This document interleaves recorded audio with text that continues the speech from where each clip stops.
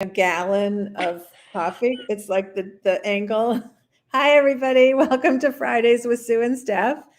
Um, Stephanie and I are discussing the angle of her phone and how it distorts her cup of coffee to look like it's like a giant, oversized cup of coffee.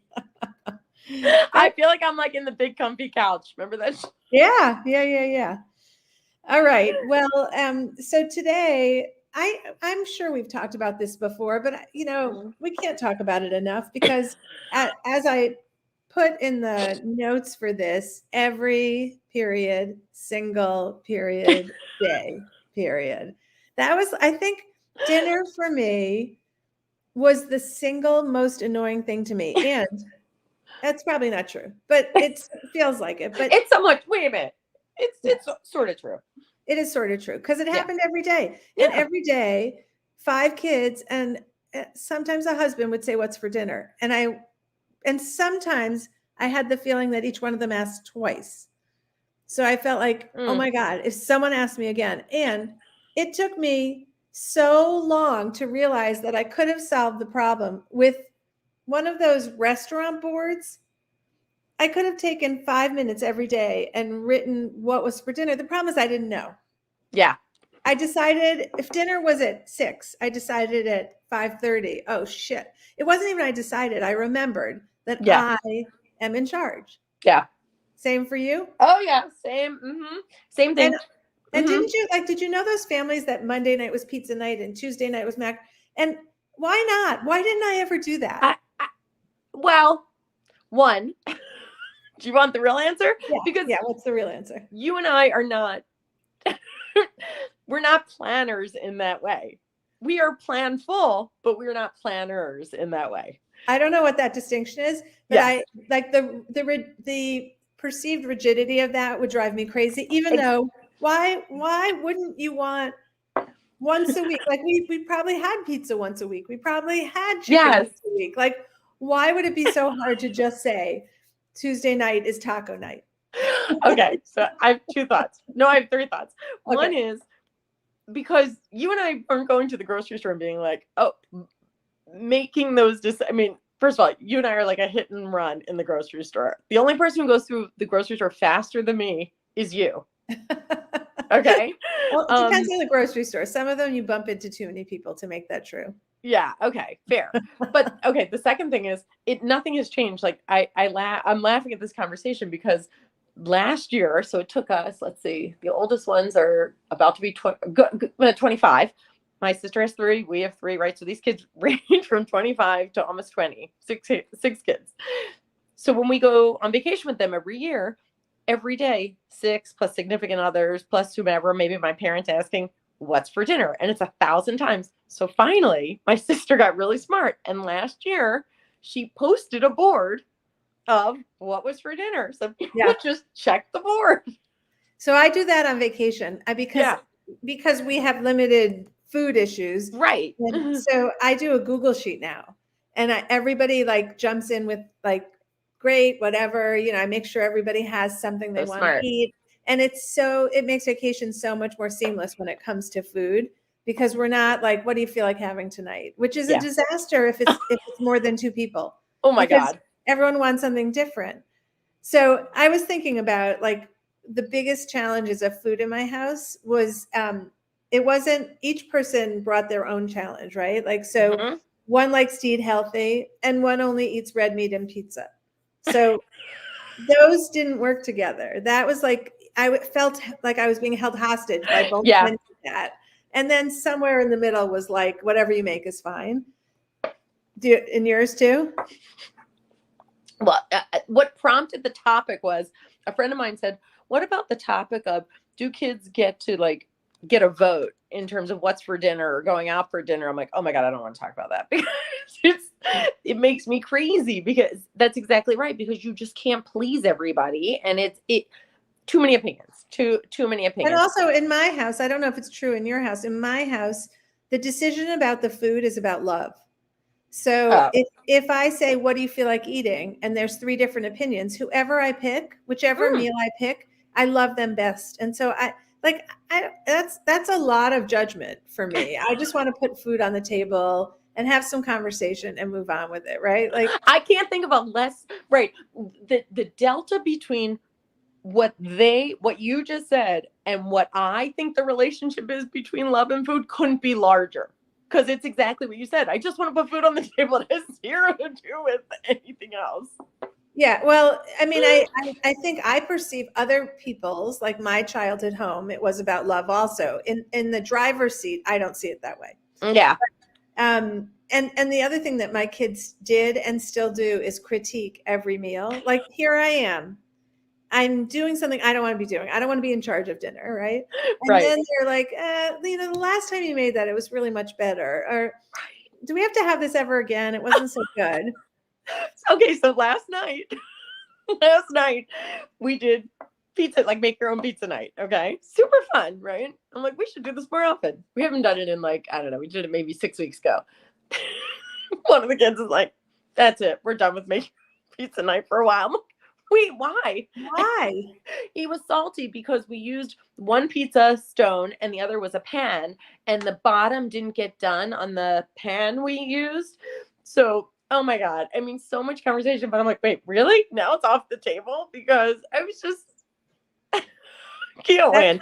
That's like if Dan gets sick, like not just Dan, but Dan got probably a stomach bug unrelated to the food at a local restaurant that we used to go to all the time. And it's been 30 years since we went back because he associates getting sick. So now your kid thinks pizza made at home tastes bad because of yes. Yeah. Yes. Because it didn't get done. I'm like, no. So then the other one, who's much more black and white, was like, no.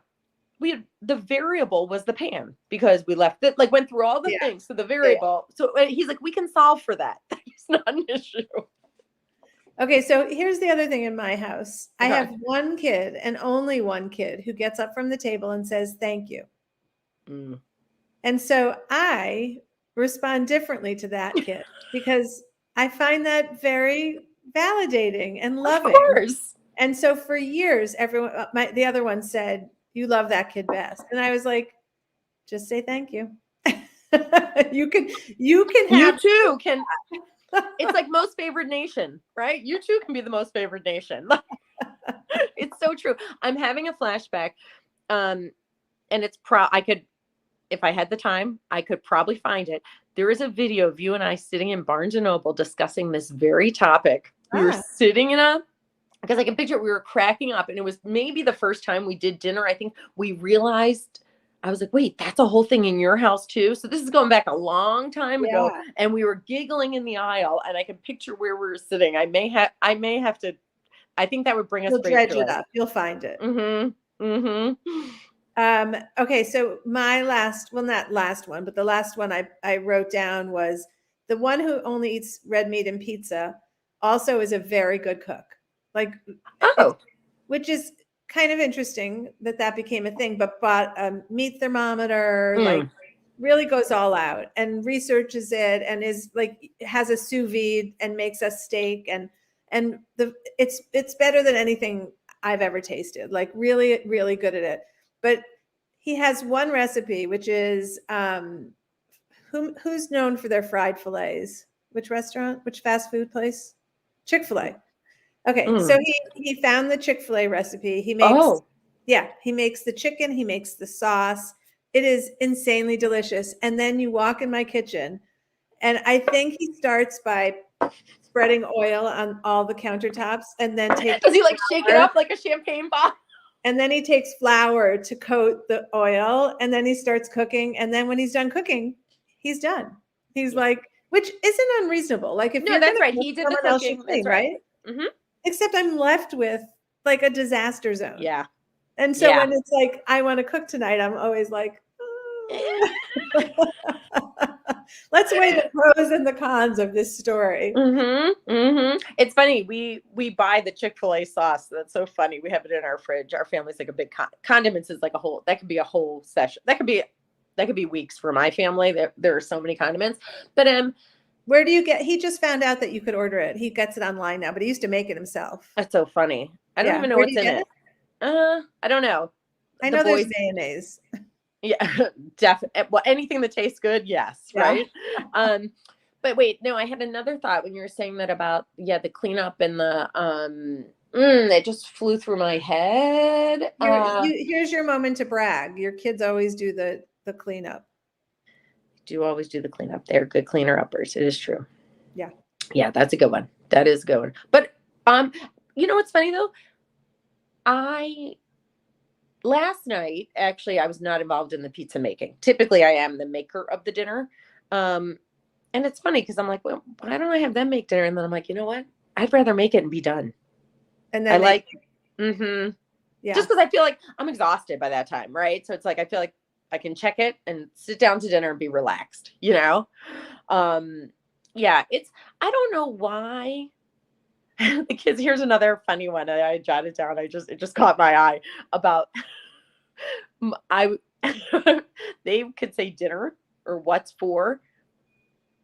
My reaction is disproportionate, or my tone is disproportionate to the way they're asking very innocently. I'm like, I don't know.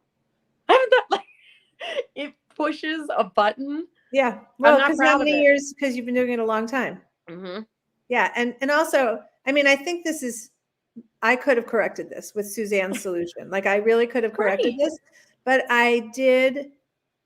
There's 5 kids, and if each one asks once, it was like, but each one was the same. It was like, it was not, you know, when people think the statistics change, I can't think of the right word. It went back to 0 for them because they weren't, but for me, it multiplied.